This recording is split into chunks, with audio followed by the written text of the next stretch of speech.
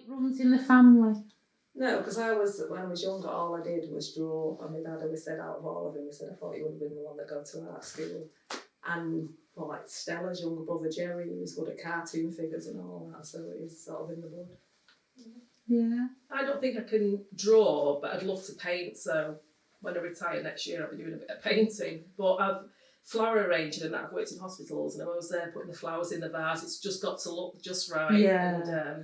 And I love like colours. If something doesn't look right together, so there must be something there. Yeah, I'm good with colours. I like colours. Yeah, but all my three, I mean, Jenny can draw. Carl, like I say, is a tattooist. He just draw, freehand tattooist, and yeah, amazing drawers. Yeah. That's one of my things that I love about the Reno. I think the Reno was full of artists. Do you know, like an awful straight, because in our time that wasn't something we could just go, ooh, do you know what? I think I'll be a painter. Yeah. Could No. we? Well, I never experienced it, but sort of then you were probably sort of held back or you weren't encouraged to do anything. Yeah. Yeah. I mean, when I left school, when I was 16, I went straight into an office job. So I've worked 9 to 5 since I was 16, never known anything different. But then there was no encouragement to go to college or university, not for me anyway. And I did remember getting a brochure on joining the army. I was going to join the army or the Air Force. Yeah. But I just got the brochures, but I didn't do it. So, but I always used to fancy the Royal Marines just for travel. Yeah. Because we wouldn't have got the chance to travel, any other way. So, yeah, there's probably a lot of talent down there, that we weren't aware of. So tell me about your drawing then.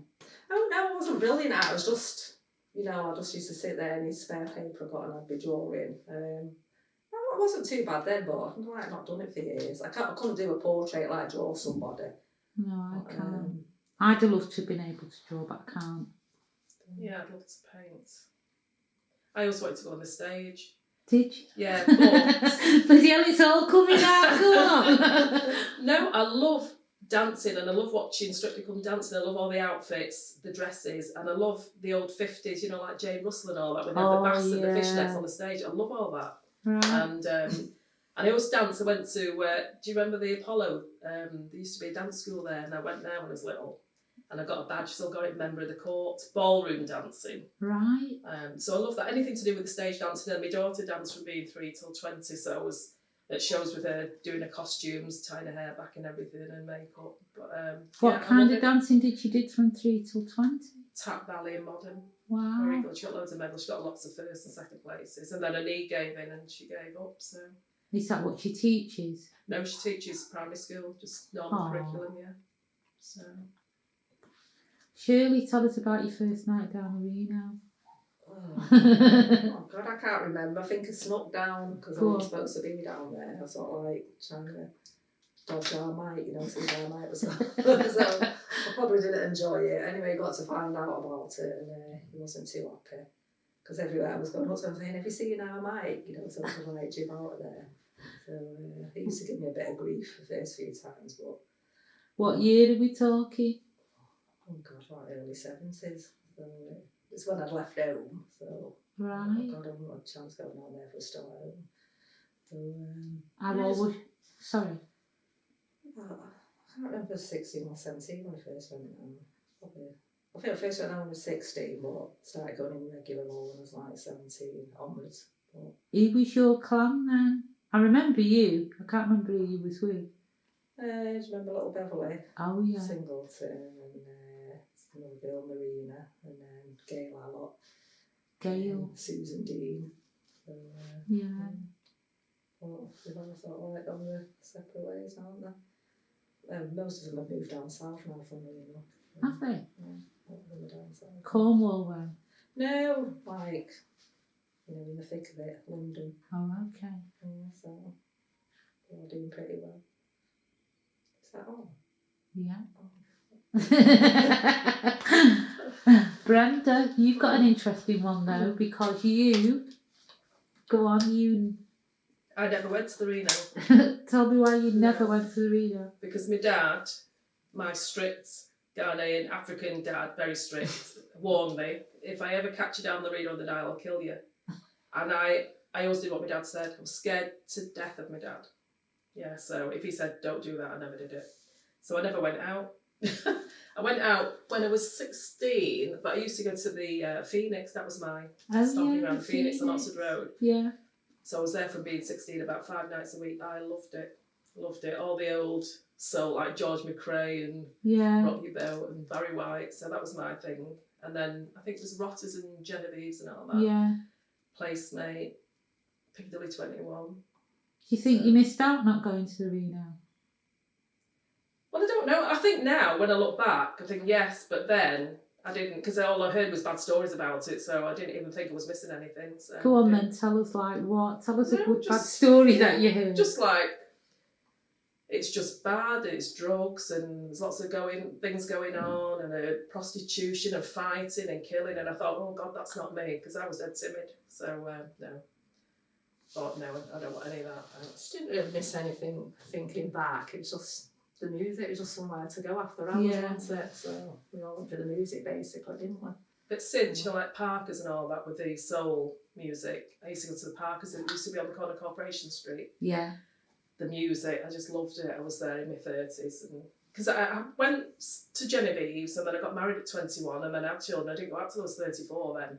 Right. And then when I went out when I was 34, I went to a place called Mulberry's in Withington. Yeah. Downstairs. And then from there, I just started going out. I remember speaking to our Mike and I said, oh, you know, like, we talk about places to go and there's nowhere really to go. And Moss Side, I said, I've never really been down Moss Side. And he said, it's the safest place you can go, because I'd always been brought up with this fear. So I had this in the back of my mind, you know, and he said, it's the safest place you can go, you know, nobody will harm you. And then from then it's like, yeah, didn't bother me if I went to a club or a pub or anything in Moss Side, so yeah, just did it. But when I was little or younger, no way, couldn't do it.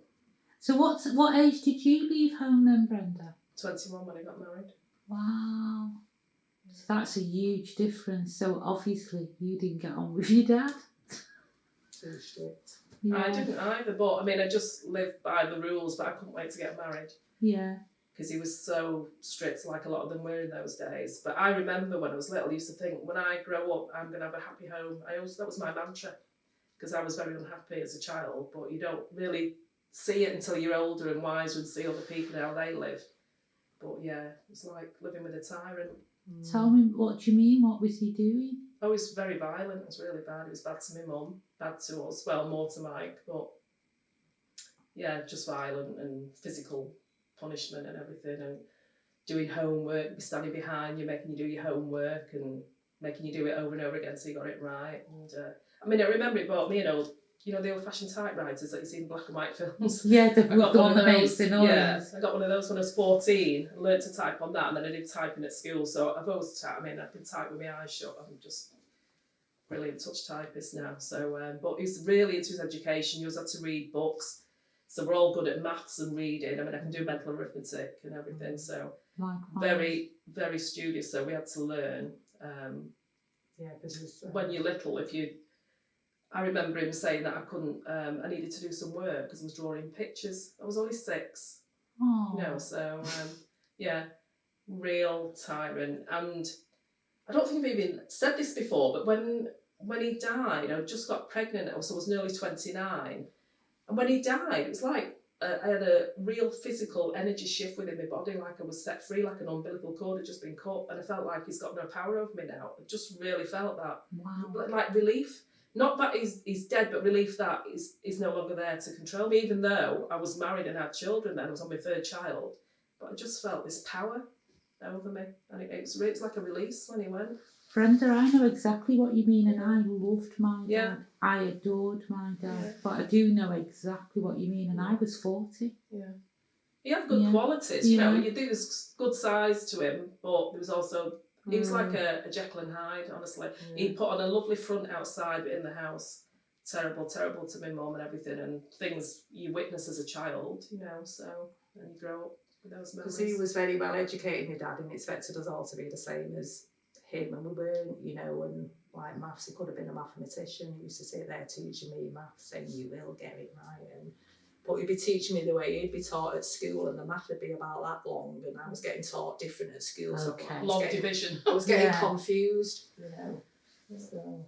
But if at school, if I did anything wrong, but I used to be like the class clown, because I think when you're troubled at home, I think you come out as you do silly things for a laugh to sort of relieve the tension of things. So I was a bit of a class clown, and I used to hide in the cupboard at school, and I remember peeping out the cupboard in a maths lesson, and the girls were laughing and that. And then when I came out the cupboard at the end of the lesson, a prefect on the corridor saw me and reported me, and I went, "Please don't tell me, Dad, please don't tell me." And I must have been about 15 or 16, petrified that they're going to tell me, "Dad, and we'll call you father." I mean, oh God, no. Well, how was that playing on your mum there? What was your mum doing to protect you or protect herself? Well, she was a lovely mum, good mum, looked after us, but she couldn't do anything when my dad was in charge, you know. She was like, very soft, my mum, with like chalk and cheese. Yeah. She'd let you do something behind my dad's back. Yeah. Like if he said you can't do that, my mum would let you do it. Yeah. Once my dad was there, you couldn't do it. And I always used to love it when he was either at work, out, or asleep on the settee. And I remember saying once, "Shush, you'll wake my dad up," and he went like that with his eye. I thought, oh God, he's still awake, just lying there with his eyes shut, still listening in.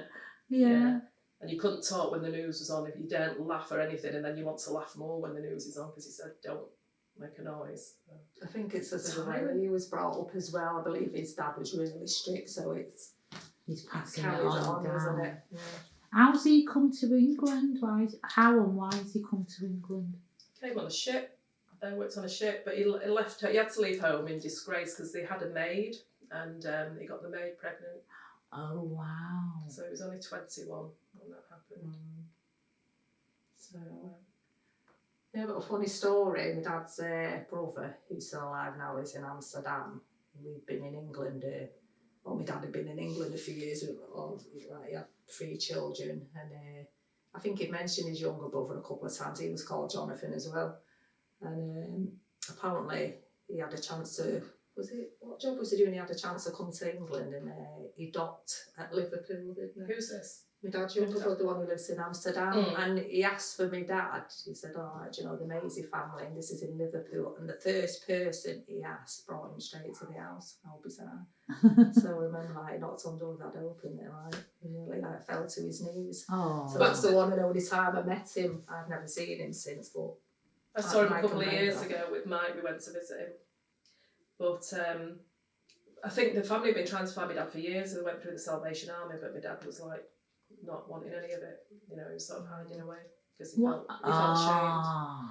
Yeah, but when we went to see my uncle in Amsterdam, I'd gone a year before because I've got this pull towards Amsterdam. I wanted to go, and I went with my friends and that, and then I was going to go back.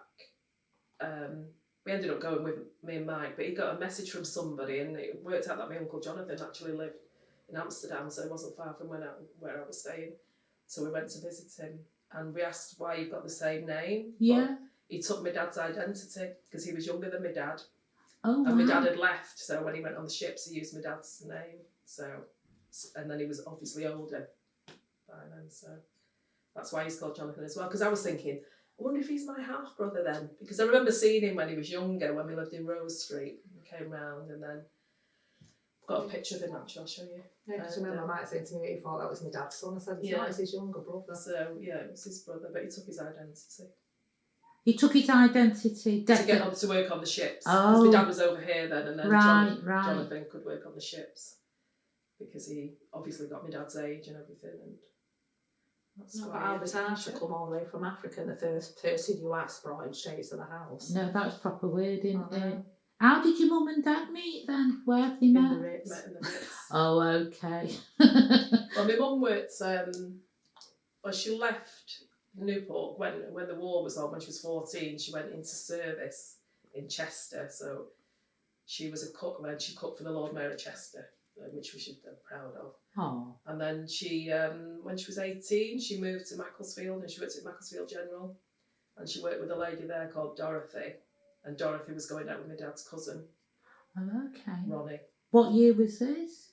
Well, my mum was 18, so it would have been 1947. And Dorothy's going out with an African. Yeah. Wow, that must first cousin. Yeah, that's how they must have got. Yeah, I don't think she met my dad till she was about 21 though. So she worked with Dorothy anyway in Macclesfield, and then one night Dorothy told her to come out with her to Manchester to the Ritz, and that's where she met my dad. So, yeah. Do you think they loved each other?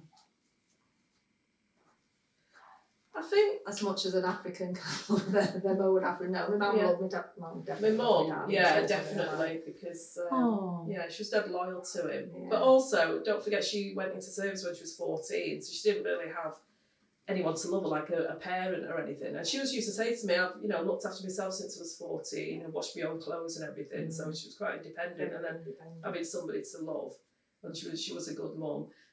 She'd have moments when she was annoyed and frustrated, but when I look back now, I just think, what a life you have. No wonder you got annoyed. Yeah. So what she would have put up with years ago. You don't realise when you're a kid. Did she put up with much racism though, being with your dad? Yeah, definitely. Her family disowned her. Wow.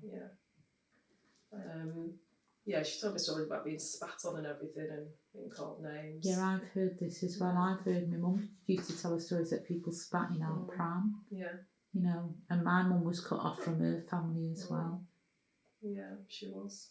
Yeah. I mean, met up with them later in life, and I remember them coming to visit us and that, but they weren't happy. I remember my gran as well, when she was at our house. She stayed a few weeks, and it's not long before she died actually. She was there, and she said something to my dad, and my dad said something to her, and she said, "Don't you tell me, no black man's ever going to tell me off." Wow. Yeah, so, and she's in his house. Yeah, and she was quite old then, but it's just like that stigma from years ago, you blacks are beneath you, so you don't speak to me like that. Do you think, having said that though, that was affecting your dad and probably causing some of his kind of tyrantness in the house? I can imagine it did. Yeah. But he did have a temper on him. But it was like that anyway, wasn't it? This other black men have obviously not beaten the kids or abused the wives or said anything. Because I think Uncle Ronnie, I went to his, stayed over there one night, and I loved it, because it was nice and quiet. And his wife, I liked her, and I had a bath, went to bed. It was just nice and peaceful. But it was just like drama and noise and screaming and fighting at ours, and I hated it. Yeah. Was he violent to your mum then as well? Yeah. Mine was the other way around, it was my mum. It was my mum that was violent. Yeah. And to me dad, to us, and to me dad, yeah. I think I might got the brunt of it though, didn't I? When I witnessed him being beat a couple of times. And me. He wasn't really violent towards me. He slapped me across the face a couple of times, but I didn't really get any beatings. Are you the youngest, Shirley? Yeah. You're the middle, Brenda. Yeah, middle child syndrome. Okay. Yeah. Well, there was one younger than me, but he passed away. So. How old was he when that happened?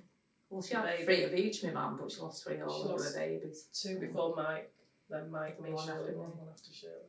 That was just every day then, wasn't it? That people just lost babies, didn't they? But I remember going to the hospital with my mum when she had the little one. It was Peter. It was only a baby in arms, and we went must have been the hospital, and I remember a nurse putting me on a rocking horse, and my mum walked through with the baby, and I remember my mum coming out without him. Oh, wow. So, and then he obviously died then, or died after that, but he must have been in hospital, must have been the old St Mary's. But, and I just think, God, if I lost any of mine even now, I mean, there's still my babies, I couldn't cope with it, so. No, exactly. And for her to lose a baby, living in those times, in the 60s, racism and everything, and a husband who, beats you up and no family. God, imagine what was going through her mind. Did she have any friends? Not a lot. She knew some of the wives of the men, and she liked a couple of them, but she was very wary of a lot of them because she thought, didn't want somebody going with her husband behind her back or something. Wasn't very trusting of a lot of them. Yeah. But she was a good mum. For it though. Must have had a reason, yeah. But I'm just glad we had the mum we had because, she was good. She always looked after us.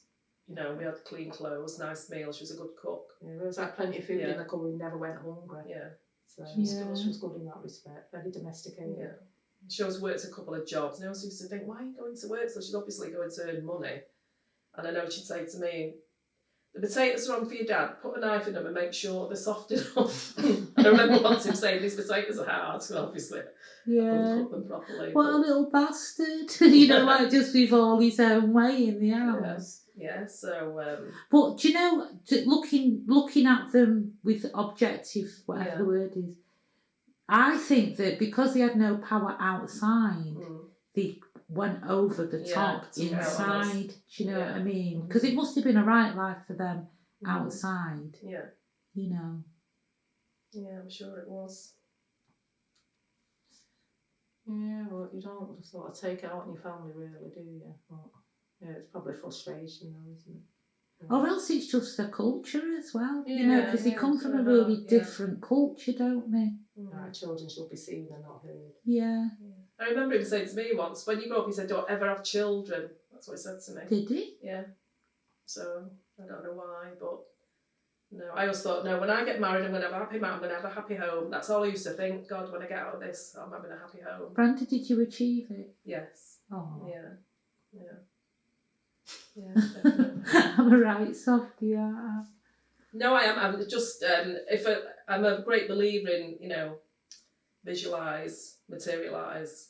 I'm very spiritual. Even as I get older, I get more spiritual. And if I want something, I visualise it and it happens. So have you read The Secret? Yeah. Absolutely. Yeah. No, me too. Yeah. Absolutely. You've got to know what you want, not what you don't want. Exactly. Yeah. I read all the books, all the videos, millions of books, all spiritual books. I read them avidly, and I just feel connected to them because I think that's me. When I read it, I think, yeah, that's me. That's how I feel. That's how I think. Is The Secret that one that's telling you to be dead positive? Don't think negatively, and it will happen. Yeah, you've just got to believe it will. Like, yeah, it will. It's on that table. But I've always been a dead positive thinker. That's sort of my mantra. I always used to get what I wanted, so I think positively will happen. A lot of people dwell on the negative, but it's like, oh, no, I want that or I can't have that, and I just think, don't think of that. Think of what, you know, how it is or as it is now, as if it's here now, and just think positively. It's not about. People think, oh well, ask for the lottery to be won, and it's not about that. So you've got to be rich inside. You know, as long as you're fulfilled. I'm very happy inside, and money doesn't make you happy. You know, so it's how you feel inside. If you're happy with yourself and live the life you want to live, yeah. So, do you know, I was really interested in you two. I was wondering if it made a real difference to your life having never gone to the Reno and going to the Reno. In all honesty, I don't know because I've never been. I don't think she's missed out on anything. That's just because she had her own set of friends. She's like 3.5, 4 years older than me, and that was just because the area we were in was just somewhere to go back in the day after hours and all of the music. Well, I don't think it's affected my life anyway. I had a couple of friends who used to go down there. They lived on our road. I won't give the names, but I used to. I remember going out with them one day. This is how naive I am. One of them said, "Oh, Brenda, have you got 50 pence to lend us? We're just going up Prince's Road. We just want to buy a pie at the cafe." So because we lived on Whitchurch Road then, so up to the parkway down there, and we'd go in the cafe. And I think it was one of the cafes near the Reno and the Nile. And she went in and I said, "Where's the pie?" She'd been looking for some weed. And then she borrowed my bike one day and that went missing. Well, my dad went ballistic and I thought she must have sold it or something. But yeah, and then I remember we went to a car park under the flats near the Red Line in Withington. We went in the basement and then they were rolling this weed. And they said, "Try some." I went, no, thanks, I don't want it. And they said, try it. And I put it to my mouth. I didn't even inhale it. And it popped, you know, the seeds. It popped. I went, oh no, I want to give it back. That was it. And then I didn't try it again till I was 38. I was at our Mike's flat. He had some friends around. And he said, no, I've never smoked it. And I had 2 puffs of a weed. I was 38. I swear to God, I nearly died laughing. They wondered how they were going to get me home because my car was outside to drive. I had stomachache. I remember it. I couldn't stop laughing. I thought, what are they laughing at? I could not stop laughing. And that was it. 2 puffs of that. And then when I went to Barbados, so I must have been about 41. And then got a picture of one in my mouth, but I didn't smoke it. It was funny. But yeah, it's never bothered me. I remember when he used to give you the giggles and you get the munchies.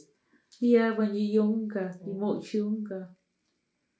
Yeah. Tell us a good story in the Reno, Shirley. A good night that you had. Or can you not remember anything? They were all pretty good nights back in the day because we went to the music and like it was, you know, nowhere else was stayed open, you know, as late as that. So, I've never had any particularly good nights. I've seen like kick off a few times. But, no, nothing stands out. Open late. I had to be in at 10 o'clock. Yeah, but I'd left home then. Oh, yeah. So you're joking, I couldn't have done it if I was at home. My dad would have gone down there and marched me out again. If it was a minute past 10 o'clock, my dad would be at the gate with the newspaper in his hand and smack me on the head with it as I walked in. How old were you? 16, 17, 18. Yeah. 10 o'clock. It was working. And I remember once I went to the pictures with our Mike because I loved, what's his name? One of the actors, the American actors. I've forgotten his name now. In what? Used to do, he was like a cowboy bandit. Oh, not a bandit. Clint Eastwood. Clint Eastwood, yeah. I was madly in love with Clint Eastwood. And there was Dirty Harry, or one of them was on the pictures. It used to be, it was called the Scala in Withington on the corner of the road. Oh, yeah. And, what a filthy picture house, man. No, but I loved it when I was older. It was great to go into. Yeah. You know. No, me and my daughter loved it, yeah, but your feet used to stick to the floor. Yeah, so we went there. So I had to go with Mike because you had to be 16 or 18 to see it. So I'd walk in and link arm. Mike was his girlfriend. And the film was on and I'm looking at it, oh God, it's nearly 10 o'clock. And the film hadn't finished, off to go. So I left the pictures to get home for 10 o'clock. And I said to my dad, oh, the film hadn't finished. He said, how was it? I said, it's not finished. He said, well, why have you left? So I said, well, I had to be in for 10 o'clock. He said, oh, well, you should have seen the end of the film. I thought if I'd have stayed and saw the end of it and got in late, I would have had a smack across the head. So. Shirley, you've got to tell us why you left home then, how you left home. Because 16's young. I was gone at 14. I thought you were 14. Yeah, I would have had to go back at 14. Trying to think now. Well, that was it. I think he locked me out. Yeah, again, I was a few minutes late and I went to go in and he'd locked me out and I was knocking on the door. So what did he say? He said, you don't live here or you've not got home here anymore. So I stood there waiting and thought, oh no, I'm going to get a beating when he, opens the door. So I thought, right, it's now or never. So I just took off and I remember walking to my friends in Wally Range, sort of like, about middle of the night, it was cracking on. I think I was gone a couple of days, that was it. Now Mike and Stella came looking for me. And then he taught me into going back. But I did leave again because he just carried on with the same old nonsense. So just packed my case and went. And I went to live with my friends in Miles Platten. And then we ended up getting a flat in Hume and that's that. That's when I started, because we were in Hume. That's when I started it's just over the road. Yeah, so. Were you distressed about leaving home at that age though? No, I was glad to get away. It was a bit of freedom, but if my dad hadn't been so strict, I would have stayed at home. She shouldn't sort of be, forced out your own home when you're young. I just couldn't take the pressure anymore, so I had no freedom, so just went. I remember, I'm really sort of sat here remembering my feelings of that. That's why I'm asking. But I remember part of me being really distressed about not being able to be home. But like you said, when you go home, like when they taught you into going back home, you can't stay there. Because nothing's changed, has it? In fact, it feels worse when you've been gone. I think after that, when I went for a couple of days, I think I did blast him. I spoke my mind, and he was shocked, and he was give me a little bit more leeway, but it's still what I still felt like was undermanaged, being watched, so it wasn't the same. So I just went. It's probably in hindsight, probably went too young, but I just wasn't happy there, so just had to take off. But, yeah, I did snap at him. I thought, I can't take much more of this. What did you say? I remember just blasting him and enough's enough now, you've said enough, and I remember shouting at him, you said shocked. So when I was saying that, and I will go out, and but when I was going, I used to say, right, I'm going out now. But as before, I wouldn't have asked him. I just, I wouldn't have gone out. I would have stayed in. So like I said, it just wasn't the same. So. But when you can't go out, you end up staying out later because you don't want to go back in it. Do you know what I mean? If you've got a home where it's trouble to go back because you're a bit late, you don't want think, to. Fuck it, man. And you stay out till 2-3 o'clock, don't you? Go, just go for it. And get the leather in the hall. I ever did with my dad. I was too scared. No, if I stayed out that late, I wouldn't have gone back. But, I can't remember being out that late, and I left when I was 21. So yeah. Oh, I hated it when I got married because I bought my first house when I was 21 in Musham, and then I got married, but we had to spend a week at home because the house wasn't ready. And I remember sleeping in our Mike's bedroom because he'd left then. Yeah. I thought, God, I didn't even want to do anything in the bed in case he had the bed springs. I wouldn't do anything. I was like, God. Yeah. No, get off me. I just couldn't wait to get into my house. And I remember him saying, oh, is it convenient for you to move in there? I said, yeah, it's fine. And I thought, I'm going. I thought, freedom at last. 21. Wow. And now when you look, like my daughter's 30, and I think, God, she's still my baby. So 21, you're still young. And I was quite young-minded because I wasn't streetwise or anything. But I knew what I wanted. I just wanted my own house and happiness. Yeah. So, yeah. You think you know everything at that age, though, don't you? At 21? 21's quite old, though, isn't it? Yeah. Really? 14 and 15's different. 21's... Yeah. 21, I felt... Yeah, you're an adult. Yeah. An adult, because I'd worked, so I wasn't streetwise, but I was quite intelligent in that. But I just thought, well, you know, married, children, 21. But when I look at my kids, when they were 21, they're still young. Yeah. But I think you yourself, you feel old, whatever age you are, you feel like you're a big woman, I think 21 was different then, though, to 21 now. Yeah, more pampered now, aren't they? Yeah. Because my kids have been driven around in a car since we were little. Exactly. We got the bus, didn't we? You walk or get the bus. I think they seem younger now at 21. Yeah, no, I agree. Yeah. Yeah. Tell us a good Mike story, because this is his opportunity to be part of our archive. He's probably got loads of good stories, Mike, that we don't know about. One that you do know about, though.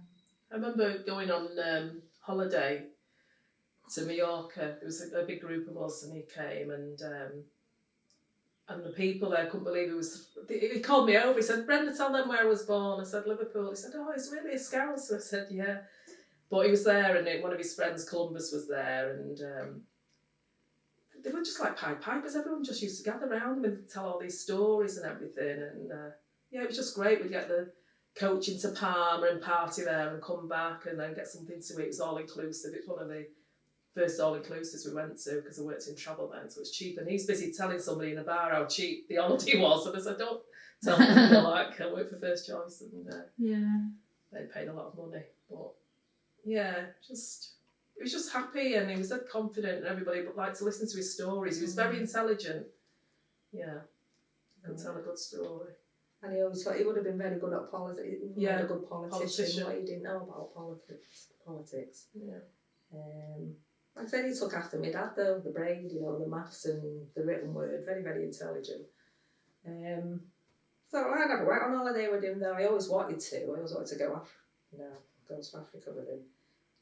But yeah, we did talk about going to Ghana because my dad's ashes are over there. Oh, okay. I've never been to Ghana. How did his ashes get to Ghana then? His family took them over okay. and when he was cremated. One of his relatives works at the Ghana Embassy in London, so he couldn't have the funeral and he was flying back to Ghana, I think, the next day, so very convenient, took his ashes to be brilliant. with his dad. How was your mum about that though, if she loved your dad, for his ashes to leave her? I remember she carried his casket around in a shopping bag for a while. Yeah, I remember that. No, she did as a routine. I remember. I think she did take it out. Shirley, that's not normal routine. No, I don't think she carried it around all the time, but she was like... Not obsessively, but I did see it in her bag. She'd have my dad's ashes in her bag. Yeah, she probably just wanted to keep him close before he left. Oh. So, yeah, as far as I might, he's always just been there for me. He's been a brilliant brother. We've had our ups and downs over the ages, but he's always been there for me. Always someone I could count on. Well, so when I first left home, I wanted to live with him and Stella, and you did, didn't you? He looked after me and he kept his eye on me. So, yeah, he always looked out for me. And I've always felt very, very, very protective of him. I don't know why, even though I'm the youngest, I've always felt very protective of our Mike. Yeah. Tell us a you and Mike story in the Reno. Just had a few nights down there with him, but I remember him like chasing me out a couple of times. I don't remember any particular stories or anything that happened down there. So, because it's like a good while now, isn't it? How long's it been shut now? I don't know, 30 years. Wow.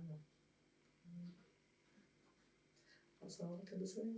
That's But all. you probably know more about him than me. You've probably got a good few stories to say about him, haven't With you? Mike, I've had some top laughs with Mike. Like being bad to each other. Like when you're stoned and drunk, proper, like nearly dying laughing. Yeah, because we used to be, like friends with Stella at the time.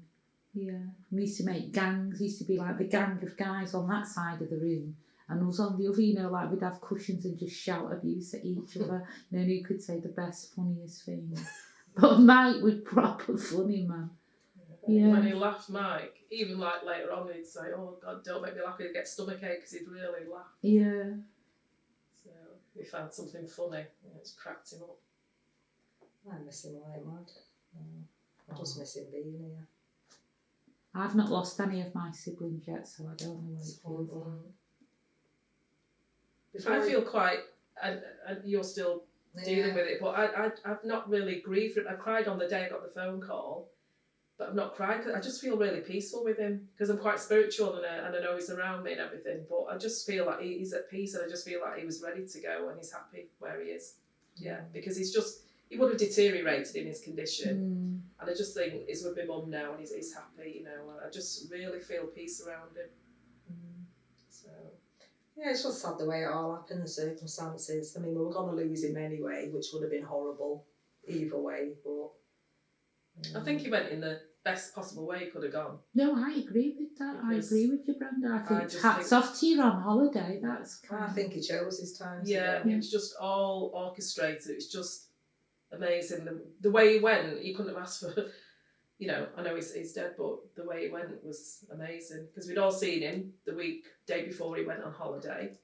And if I'm going to his flat, he used to send me a text and I'd say, "Do you want anything?" I go, "Right, get me a pint of full top milk and a bag of sugar or something." And I'd laugh to myself. I thought, yeah, I'm the rest. And then half an hour later, he sent me one and go, "Oh, get me 10 super king lights." And I'd go, "Haha, I was waiting for that because his cigarettes." I thought he really wanted a cigarette. I'll have milk and sugar. So obviously he's smoking and he's ill. Yeah. Anyway, so we talk and everything and have a nice holiday, get a hug and a kiss. And then in the morning I was driving to work and I rang. I said, "Are you at the airport?" He said, "Yeah, I'm in duty free." I said, "Right." I said, "Well, have a drink for me, you lucky devil. I'm on my way to work. Have a lovely holiday. Bye. Love you, love you." That was it. And then, but he said, "Oh, I've left something on the mantelpiece. Go in the flat. I've left some papers on there. Just make sure you go in and get them." Yeah, that was weird. So I went to his flat and he'd left 2 notes. One of them said to Brenda, "Kiss, kiss, kiss," and passwords to his accounts and things. Okay. And then the other one said, "To whom it may concern," his name and address, dead sort of official. "To whom it may concern, I'm going on holiday on 25th of August, due back 2 weeks later. If anything happens and I'm not able to look after my affairs, I want one of my sisters, Brenda, to look after my affairs." And he signed it, Michael Jonathan Mayisi, and left it on the mantelpiece. So I took it with me. Yeah, took it with me. And then, so that was on the Thursday when he went travelling. And then Saturday night I was in the West Indian Centre with my friends. And I sometimes see Steve Cotter in there. And I always give him a hug and say hello and everything. And I was stood there with my friends, but I was facing the stage. And for some reason, I just turned round. And as I turned round, Steve Cotter was walking towards me. And I give him a hug as I do, but I just felt really emotional. I felt, not crying, but I felt my eyes were a bit wet and I hugged him. And in my head I said, "You were a good friend to my brother," but I didn't say it out loud. Right. But as I said that, I got a vision of Mike on my right hand side and he was wearing a black leather flat cap, which I bought him in New York the year before, and like a dark overcoat. And he just stood there on my right side and he was just smiling. But that emotion I got with Steve, and I'm getting a chill now through my legs. And so I turned round again and I carried on. And then in the morning, Steve said to me, "Have you heard of Mike?" I went, "No." So I thought, I'll just check on Facebook. So I went on Facebook, didn't see any posts up there from him or anything. So I just went in the photograph section. And there was a photograph there that popped up of me, him and my mum in the park when we were little. I said, "I remember having that picture taken." I said, "I remember that jacket of my mum. I loved it. It was like like a suede jacket, like a tan suede, and her hair up and everything. She looked dead nice on it, and this check skirt. So I remember that, and I like that picture. I thought, I'll just go and check my phone, it's upstairs, it's charging. So I went up, checked it, and had a missed call from Paul, his mate. So something started twigging then. Okay. So I rang Paul, and I got through, and I just said, is everything okay? Knowing what he's going to say. And he went, no. He said, Mike's gone, Mike's dead. And he started crying, I started crying. And I was supposed to be going out for something to eat, and I was just stunned. I was in shock. And then it rang you. You were at work, weren't you? I couldn't get hold of you, and rang. I think, did you call at the house first? Oh, that's right. Yeah, I went straight to the house and I didn't, and then I went to see my brother-in-law. I normally have my phone on for some reason. I didn't have it on that day, and she'd been trying to ring me, so I didn't find out till I got home. And then I rang like my niece and nephew, Mike's son and daughter. I just couldn't believe it, and then I spoke to Joe, one of his friends who was on holiday. He was in the Dominican Republic, and the funny thing was, when I worked for First Choice Holidays, my area of expertise was the Dominican Republic. And where Mike was staying, I went there before they built any hotels there, so I was still on the beach there where his hotel was. And I looked after the hotel where we eventually stayed when we went over to collect him. So 20 years later, like we a visited him circle for a different, Yeah. so Bavaro, Punta Cana, where he was beautiful. And then so we spoke to Joe and his friends and that, and Betty, and Betty said, Brenda said, you must believe me, he had the best last day. He couldn't have been happier. He'd been out all day, been speaking to everybody, he'd been drinking pina coladas, which we were drinking on holiday, when we went over to collect him, and we didn't know he'd been drinking the same drink. And he had a Chinese meal in the restaurant. They said it's the best Chinese meal he ever had, and took a picture of it. Wow. And he met one of his mates from the army, not seen for 30 years. Really? Yeah, one of his. Know that. Yeah, That's one of his. strange, isn't it? An old army mate, and then he had a lovely day. Got pictures of him, and he went back to the hotel, and apparently went to bed for a sleep, and he got up later at night, and he said, I'm going to go back to bed for another hour. I think I've had a bit too much sun today. Went to bed, put a blanket over him, but the time he went to bed was the time I was at Westwood Street. There's a 5-hour difference. So that's why I think he came through. In the hour slot, he went back to bed. That's when he passed away. Do you know, for some reason, I don't know why, it's probably later, I've got in my head he died about 9:30, because I dropped my phone at work. This was the night before, because I didn't find out till Sunday morning, and it come back on, it said 9:30. I thought, why has the time changed? It said weird. And I've had that a couple of times since 9:30. So it might have been, but I didn't get no sense of him dying, but... Yeah. Well, 9:30, 10 o'clock, because 10 o'clock there is 3 o'clock in the morning where I was at Westwood Street. So that's when I got the vision. So, but I know. So on his death certificate says he died on the 28th of August. I know it was the 27th of August. Yeah. I know when he died because I got a vision of him, and I know that. So yeah, I just know it happened then. Anyway, so in touch with Thomas Cook and everything, and they said, "Oh, we'll fly you over to get him." And people said, "Oh, we'll have the cremation and everything over there." But when we went over, we weren't anywhere near where his mates were. It was like a 3-hour drive. And they said, oh, we'll fly you over to there. So I said, no, fly us to Boca Chica, where Mike's body is, because we're half an hour away from him there rather than 3 hours away. So we went over and then went to see him in the funeral home. The funeral home was beautiful, lovely place where he was resting. So we arranged paperwork and money and everything and how much it is to bring him back. Yeah, I wanted to bring him back all along. Because I thought, we weren't near his friends, so it'd just be me and Shirley, nobody else there. That's no way for him to go. So we said we're bringing him back. So we saw him and sorted everything out, and then we were there. They couldn't get the flight arranged until a few days later because of paperwork. And then eventually we flew home and we sort of waved out the plane and said, we're not leaving you, Matt, you're coming home. Aww. So, and then he came home. And the day he arrived, I was in bed and I had the bedroom window open, and it was about 5ish in the morning, something like that, 4 or 5. And I'd left the telly on when I went to sleep, and I woke up just as they were saying autopsy. It must have been a medical programme because I watch all them as well. And as I opened my eyes, somebody said autopsy, and the bedroom door went like that, rattled, as if rattled. And when I checked on my computer, his flight had just landed with his body. Oh, wow. So, Oh, yeah. so he flew separate. They flew in, a week after we It got was back. for a week, wasn't it? Yeah, he flew back. Because he won't put a body on his commercial flight, so they had to No. get, Oh, away from it. okay. I think they were waiting for some paperwork to come through the autopsy, so he would have missed the flight earlier. So, and he ended up coming back a week later, and then they took him to Pepperdine's funeral home. And, Somebody else who knows who works at the airport actually seen his body arriving. Yeah. So when we took him there, he was in a white coffin, and then our cousin and uncle came from London, our Ghanaian family, and then they said, oh, that's how it would be in Ghana anyway, in a white coffin, and it had a viewing window. Yeah, that's good. When we went to the funeral home, we had to officially identify him with the police coroner, so we said, can you come in and can you tell me if that's your brother? And then they opened the lid.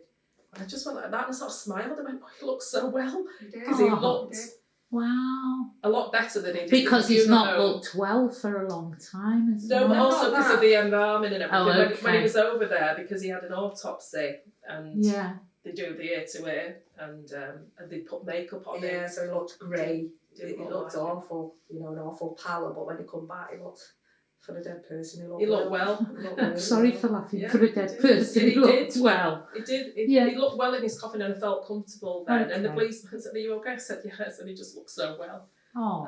So I was pleased for that. And then we arranged his cremation, and then he wanted his ashes buried with my mum in Southern Cemetery. So we've done all that. So we've carried out his wishes.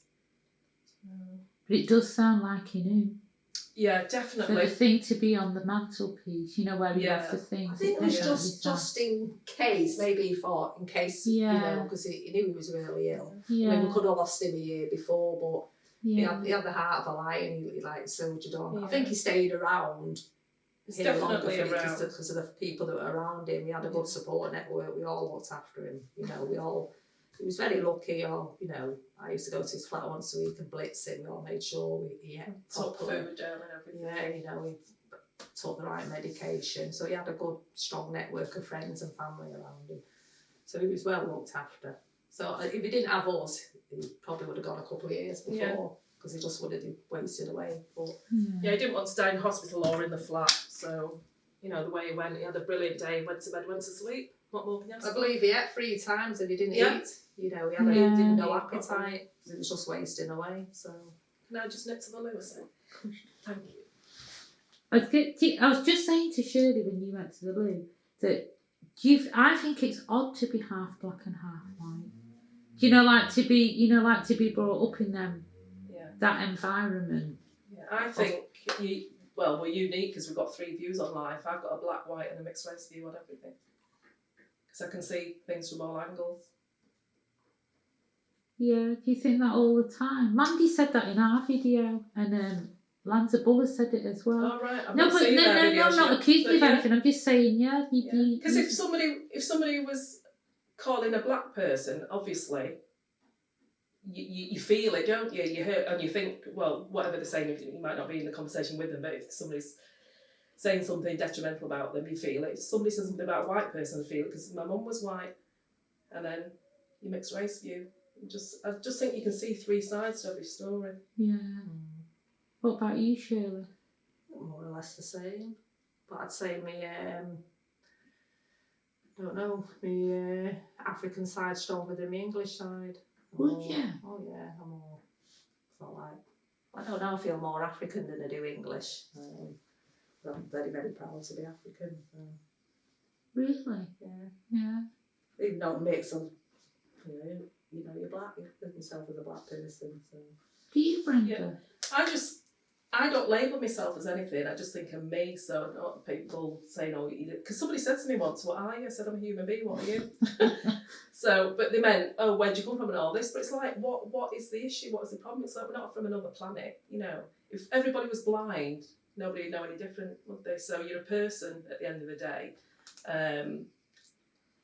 And yeah, growing up, when I was younger though, because of the way my dad was, I always said, I am never, ever marrying a black man because I never had any positive views on black men.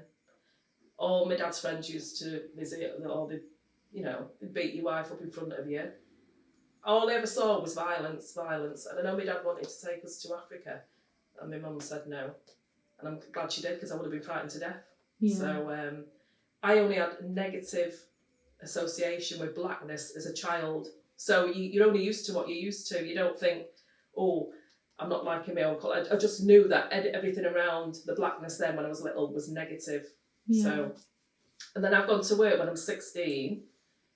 I've always worked in an office. I've done admin. I'm doing my therapies now, but I've always worked in an office. So I'm usually the only person of colour in the room. Yeah. Or there might be an Asian person there. So my working environment, I've always been surrounded more by white people. But my best friends are all black that I go out with. I mean, I've got a good mixture of friends, but my close group that I go out dancing and everything with are black. But because when I got older, I'm meeting more black positive people. Because when I was younger, I didn't have any positive role models around black people. You think that's to do with the culture at the time? I'm identifying with what you're saying because I kind of felt similar. Mm. Yeah, the culture was just so different. And my dad's Jamaican, he's not even African. Mm. You know, the culture was just so harsh and so different, you know, And then as I got older, I started to identify more with black people. Yeah. And you go out, obviously, when you're old, you go out, you go to visit people, you go to different people's houses and you see how other people live and just think, oh God, our house isn't like this. Yes, exactly. You know, and exactly. Yeah, and I just think, oh, you know, to me, I just felt then that there's something not right here. But you live and learn. Now, obviously, I'm a lot older and wiser, and I accept everybody for who they are and how they are, but I'm old enough to make my own decisions about things and how I live. And it's not even that you go to other people's houses, actually. It's that you read books and watch films, in it. Because most films when we're little, or most books when we're little, you've got the family eating around the table and they're all nice and they're all white and they're all lovely. Do you know what I mean?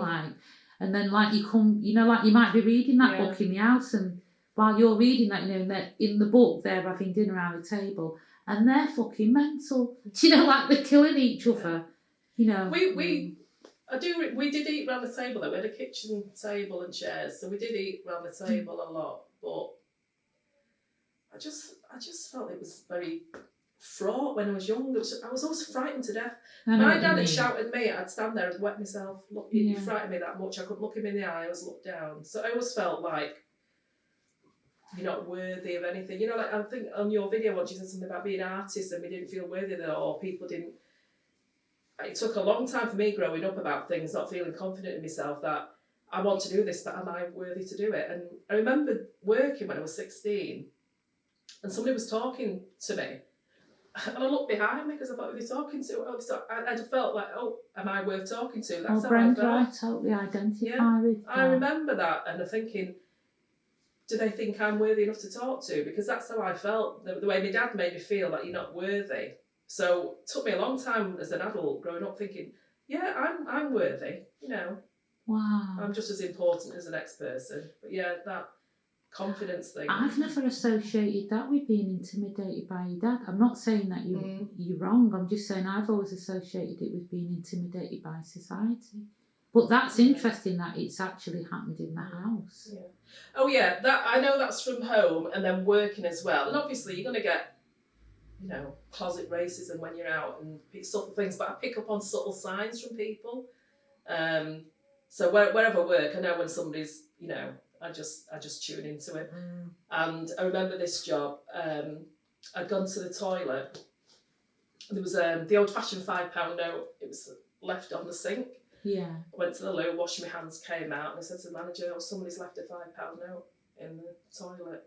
And I know they expected me to steal that, and then they got all the black girls stealing the money. I know it was a setup.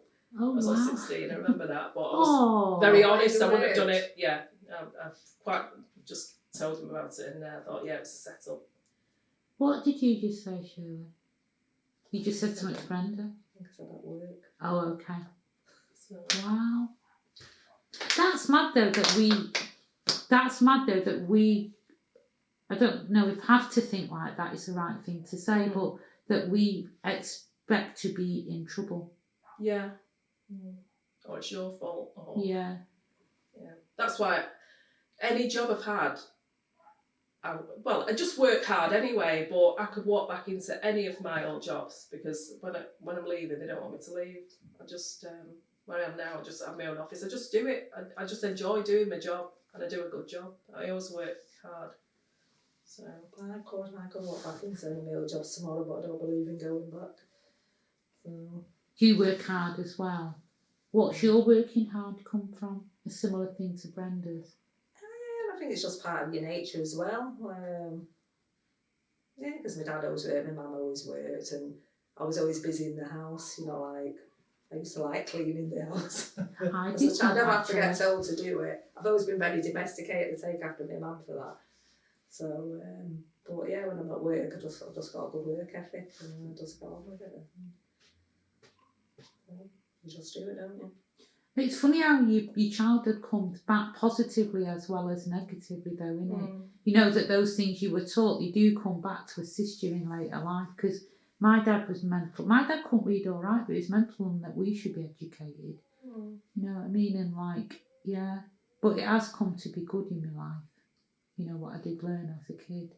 yeah, you pick up on the, you know, even though the beating education into you, it makes you clever, but, you know, perhaps we could have gone about it a different way. But I also remember now, my mum's been dead 8 years now, and the more I think about it, the more I think what she went through and what she did and how I appreciate her and everything. You know, I talked to her when I got to the cemetery, you know, and I just think what she went through.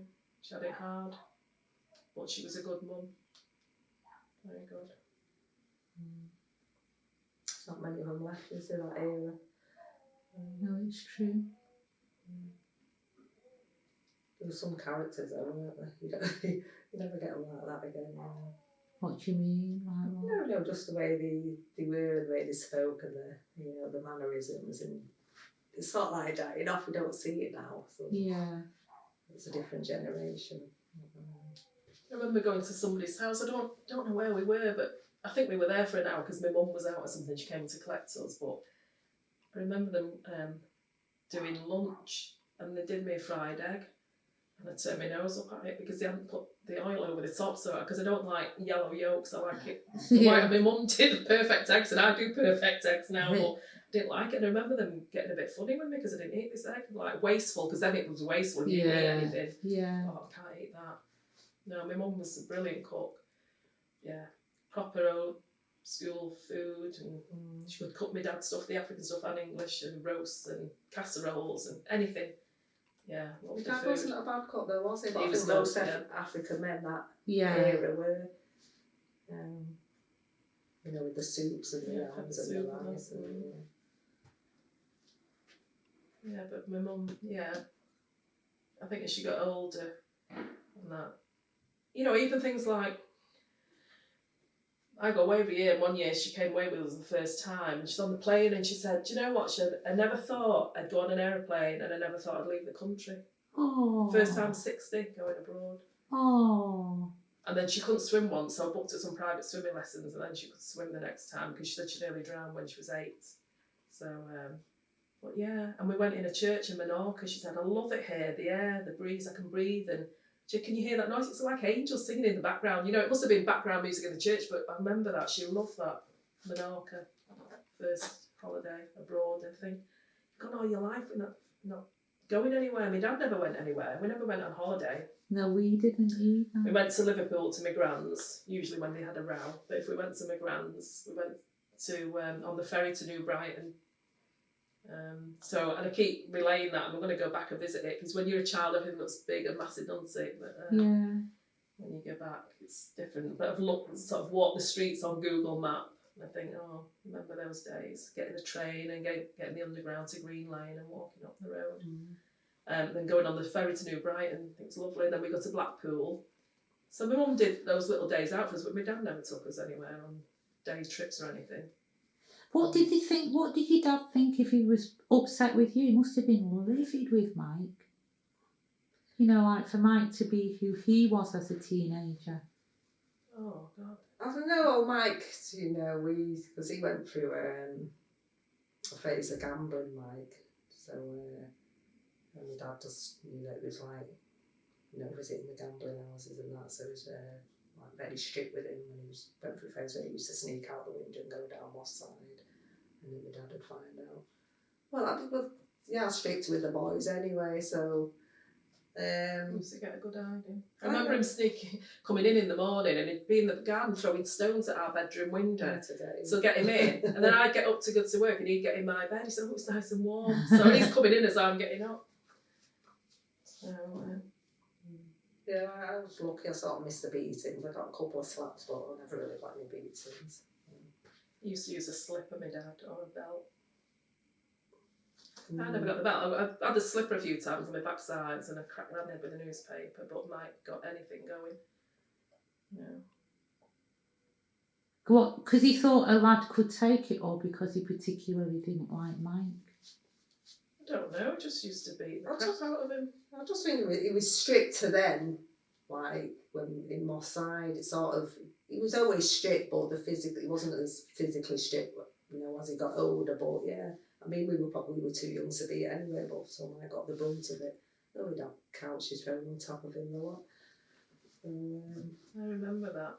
I even read, when they did the African article magazine and reading Mike's story in there, it just made me cry. Because I read it after he died. Some of the stuff my dad did to him. Broken planks of wood and broom handles over his back and jumped on chair. I remember witnessing that when he jumped on him on a chair and threw something on top of him and jumped on it. And I would have been about 11, so Mike would have been 14, 15. Wow. Yeah. But he was only small, Mike, as well. But he was skinny, so yeah. small and skinny, but he was so hard. I think my dad made him hard. Yeah. That's why I never let anyone bully him growing up. He could always, look after himself. Yeah. He's definitely one of the lads, wasn't he? Absolutely. Are you sorry, Brenda, that you didn't go down the Reno? I don't know if I'm sorry or not sorry. I mean, it would have been a nice experience, but to me, I was going out to the Phoenix because I didn't really know what it was like in there. It's not like I think, oh God, I must go. Because nobody really talked to me about it. I didn't see anyone to talk to about it. And I just went and did my thing. And my Phoenix 5 nights a week. What about you, Shirley? What? Are you sorry? Are you ever sorry that you went in the Reno? I'm not sorry. It was an experience. It was going to happen because of where I was and who my friends were. So I don't know if it affected me one way or the other. It just I think I enjoyed it when I went down there. I think perhaps if we still lived in Moss Side, then I might have ended up going down there with your mates like you do. You go to your local club, but we moved because we lived on Rose Street just off Green Acres Lane, but there's a mosque there now. Oh yeah, I know what you mean. Rose Street was there, just not far from Denmark Road. So 1969 we left there, and then they were going to put us in the new flats in Hume and the Bull Rings. Yeah. And my dad said, no, we're not moving in them. And then we moved to Withington, Whitchurch Road, 1969. So I was 11 then. So I was in Withington and so it's a different crowd. Yeah, and then I didn't go out till I was like 15, 16. Yeah, it's a different crowd, isn't it? Yeah. Because my mum used to say to me, aren't you going out? I go, no, I didn't go out. So, and then at 16 going in the Phoenix, that was it. So what, plain question, what colour were your friends in the Phoenix? Because what I loved about the Reno was the majority of mixed race. Yeah. That is what I loved. Yeah. And I loved it was like a badge of honour. Yeah. It's like, I can be a geek, whatever I am. As long as I'm this colour, I'm cool. Do you know what I mean? Yeah, I think it's mainly white in there, but there was a good... Yeah, there was a good mix in there, actually. Yeah. Yeah, I never thought about it. The majority of them was mixed race, weren't they? Yeah. So I had two friends, Caroline and Brenda, another Brenda. So one was white, one was a mixed race. So I just used to go in there. I think they went to the Reno and the Nile later on, but I'd never gone. For whatever reason, it's not like I didn't even have a discussion about going, apart from my dad saying, don't let me catch you down there, so I didn't entertain it, I didn't go. So. Did your dad ever go, do you think? Yeah. I think he went in the Nile, was it Reggie? What was upstairs? Reggie, yeah, the Nile. Yeah, I think he went. But I think he gambled a lot as well, my dad, when he was younger. In the early days, yeah. So, Yeah. So, think I went down the Reno a couple of times with my mum, but it wasn't a place, they frequented. Because he never took my mum out. So, yeah. I don't think my mum would have liked it, would she? She didn't go out much. I know she didn't drink. And plus she was a bit hard of hearing as well, so I think she just liked to keep herself to herself. She was happy at home.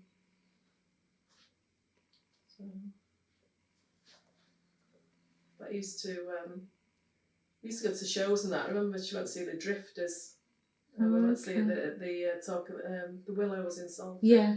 But things like that, when I think back, my dad never took her anywhere. Never did anything like that with her. But do you think that was just a difference in culture? I don't think that's as unusual as you think, because I can't really picture my mum and dad being out together.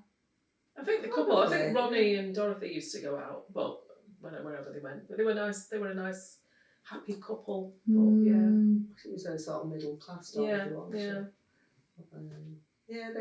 But they used to have fun together, and they used to laugh. Who, Ronnie and Dorothy? Which was sort of alien Yeah. to see them. Well, anyway, nice. I remember Mike said, he said everything was all right till I was born because he got took away when I was born at the hospital. He remembers the St Mary's on Whitworth Street, and he said, and my mum was at the window holding me and waving to him, and he was getting in a taxi with my dad. He said, and my dad took me to some children's home because my dad must have been working, so he didn't take parental leave or anything. Yeah. He said he was in this home for children, like I don't know, like convalescence or somewhere. I don't know where, in Cheshire somewhere, and he got up in the middle of the night and went wandering, and he was found wandering near a stream or something outside. So he would have only been 4, and he said he hated that. He always remembers that. When you were born. Yeah, and he was taken away. So, put in a home. So where my dad was, I don't know why my dad couldn't look after him. He was probably going to work. I think they did them back then, where they used to put in for a few days or a week, when the wives are having babies. So. Yeah. He was probably in hospital a long time then. Well, they kept I was in in 2 weeks. They were in for 2 weeks. Back in the day. Yeah. So he went away. Yeah, he remembers getting lost in his home and being found outside. He said he always remembers it. He was only 4. Everything's so changed, hasn't it? Everything.